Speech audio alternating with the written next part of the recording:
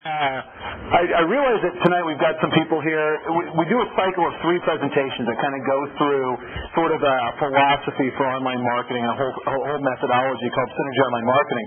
And I realize as I started to see some people show up tonight, like JW and Kirk and Wayne back there, you know, that were in our first round, I'm going, do you guys realize this is the same presentation that we did about 5 months ago? So there's a few extra little things that I've added to it.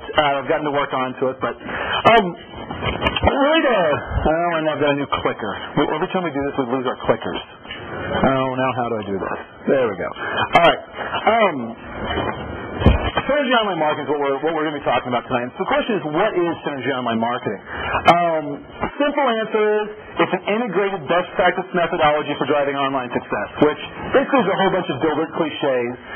But while it's true, we're going to be working through it tonight, so it's hard to define up front, but that's what we're going to be working through tonight. The important word, of course, is synergy.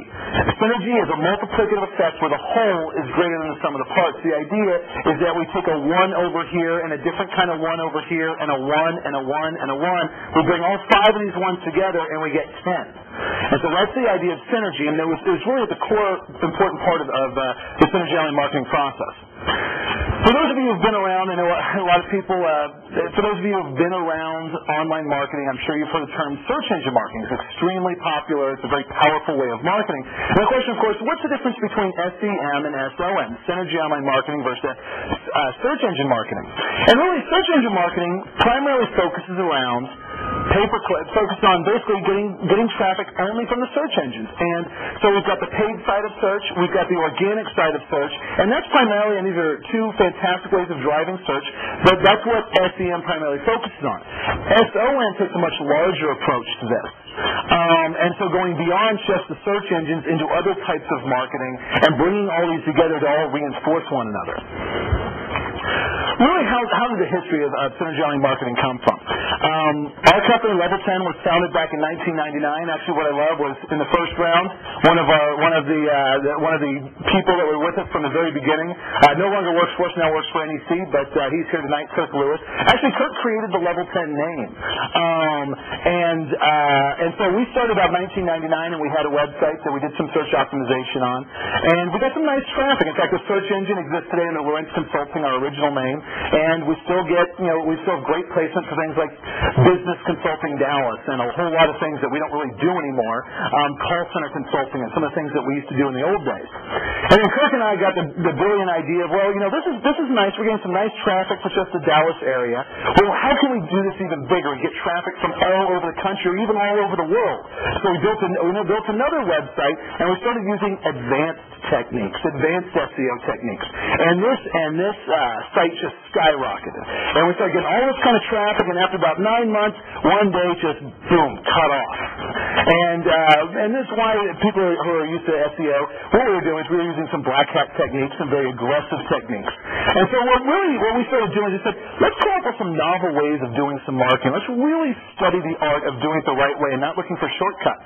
And so we started several very novel marketing campaigns back about 2002. And we kept watching our traffic grow. And this time we didn't crash like we had the time before. By about 2004, we actually became the world's #1 most ranked web development company as far as site traffic, getting about 5,000 visitors a day. Then we started saying, hey, this is so great, let's start selling this to our clients, because we're doing a lot of monitoring and measuring, trying a lot of different things, seeing what works, what doesn't. And so about 2005, we started offering it to our clients. We started getting some fantastic clients to help kick us all off. We did Roger Staubach's blog, The Monday Morning CEO. We did a very edgy promotion for Simon Schuster for a book. And so now this is a regular part of what we sell, because we used to primarily be just a design company, mainly doing pretty websites, built around sort of usability and best practices, along with programming. Well, now we've added on the online marketing that we're selling. And so Synergy Online Marketing is this approach that took us to being the top ranked, and now we're applying it to our clients. Well, I'd love to say that LevelTen created this and we're the only people who understand this stuff, but the truth is there's a lot of other companies out there doing it.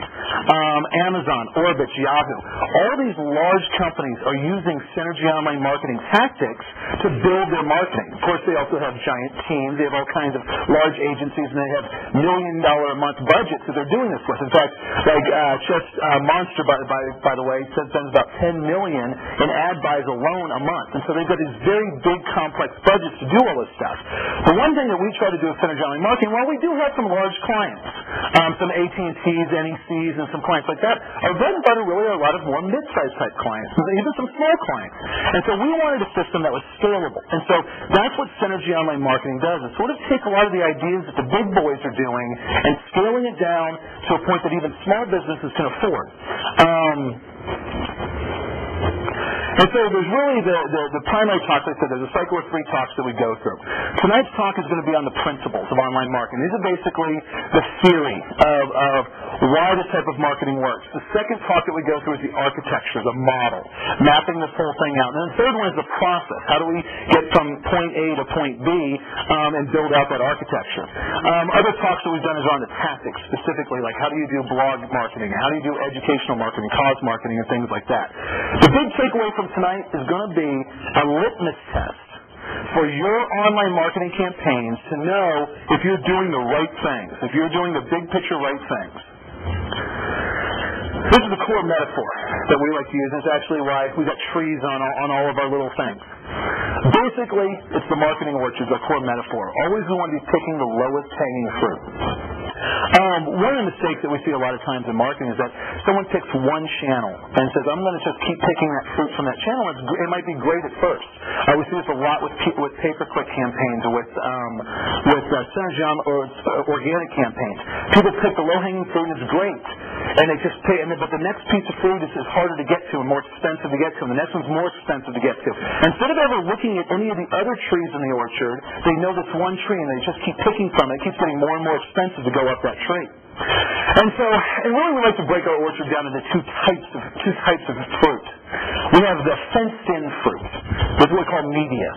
We have the free-range fruit over here. This is what we call the PR side of things. And so media is everything from paid search, pay-per-click, to TV ads, radio, yellow pages, anything that you're paying for. And if you imagine, it's sort of like having you've got a fruit stand, and you might be going and buying fruit, and hey, if you can buy a bushel of fruit for $10 and sell it for $15, great. But the minute you stop paying for it, it goes away. And so there's not a whole lot of long-term value in a lot of these things. But if you're buying from an ROI standpoint, there's still a good way to go. There's still some low-hanging fruit. The PR side is very different. The PR is more like saying, let's take a little tree, and let's go plant that tree somewhere. And let's watch that tree grow. And so once that tree grows, then it's producing fruit for free for us for years. The amazing thing about the online world is we don't even have to plant this tree in our backyard. We can go over to Google's backyard and plant it in their backyard. Or we can go over to MySpace's backyard. Or we can go over to Facebook. Or we can go over to Mr. and Mrs. Smith to have their own personal blog site or something like that. And if we know how to ask them correctly how to plant this tree and take care of this tree, they'll plant it, it'll grow up and start producing fruit for us for years. So we talk about the low-hanging fruit, but there's certain trees that are more important than others. One of the things that as we talk with a lot of marketing groups and a lot of advertising groups within even a lot of the big companies. I remember back when we were working with McDonald's, there was a lot of talk about this. They slashed their TV budgets between 2002 and 2005 by 50% because traditional advertising isn't working for them the way it used to. The branding isn't working. What's killing traditional advertising?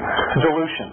We have thousands of ads thrown at us every week, and they're coming at us from all different directions, and it just ends up being noise. And advertisers talk about cutting through the noise. Well, it becomes harder and harder to do that.